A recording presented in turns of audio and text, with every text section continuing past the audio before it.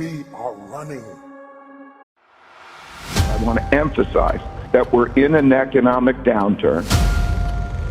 This isn't a financial crisis. What you really do have is an economic crisis. People are staying home. People aren't spending money.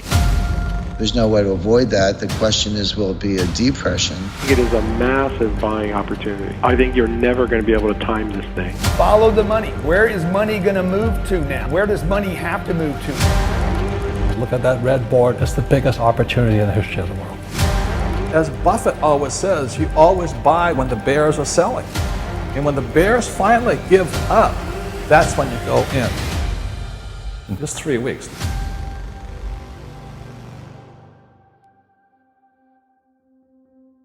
We're in an economic downturn, a crisis that has a health part of it, has an economic part of it, has a monetary part of it. We estimate right now that the corporate losses would be in the vicinity of, in the U.S., about $4 trillion. Globally, probably about $12 trillion. There'll be big losses. And those are corporations. There'll also be individuals who have very big losses and individuals who can't afford the shock that they're going to have.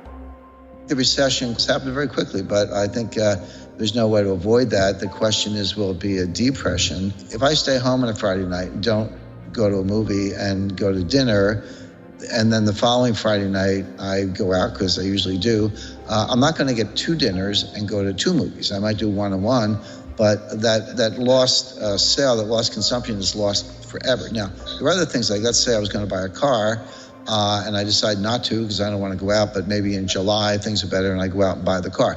That's a timing difference because I still bought the car. But 70% of the economy is consumption, and over 50% of the economy, a lot more than 50%, is services. And a lot of these losses are permanent losses. Let's take 2 billion people off. 2 billion people that are in poverty will not experience any change in their economic situation. 5 billion people are about to experience the financial flu. The world will not come to an end. It might slow down, but it won't stop. Remember, persist regardless. No matter how bad this thing gets, you have to persist because others will quit. They will quit, trust me. It will get tough, it will get hard. You want to take advantage right now. You want to exploit. Find out what other people won't do and do it. I would say 3 things to your generation, okay? 3 recommendations. The first recommendation is to think about your savings and how much money do you have for savings. And the best way to think about that is to think, how much money do I spend each month? And how much money do I have saved? How many months am I going to be okay without that? And to value savings, right? And calculate it, because savings in that is freedom and security, and think about what that is. So that's the first. How much do I have for that? The second thing is, how do I save well? What should I put my saving in? And when thinking about what you should put your saving in, realize that the least risk investment that you think from volatility is the least risk investment, which is cash, is the worst investment over a period of time. And you could judge that by judging the rate of inflation in relationship to the after-tax income you're going to earn. So if you have an inflation rate that's 2 or 3%, and you're earning 1%, and you have to pay taxes on that 1% or the 1 or 2% that you're going to get, you're going to get taxed essentially at 2% a year, and that's going to be a problem. So you have to move into assets, other assets that are going to do better over a period of time. And when you do that, the most important thing I convey to you is to diversify well, because I can guarantee you that one of those assets, and you won't be able to pick the right one, will be disastrous in your lifetime, that you will lose half of that savings if you're in the wrong one, and you won't know what the right one is. And so pick different countries, pick different asset classes. That would be the second thing to learn. First thing is, think about how to save. Be cautious about debt. When you're thinking about debt, think about, is that debt going to help my savings, or is it going to produce an income? Sometimes debt, like buying a house or buying an apartment or buying an asset, it produces forced savings. Forced savings is a good thing.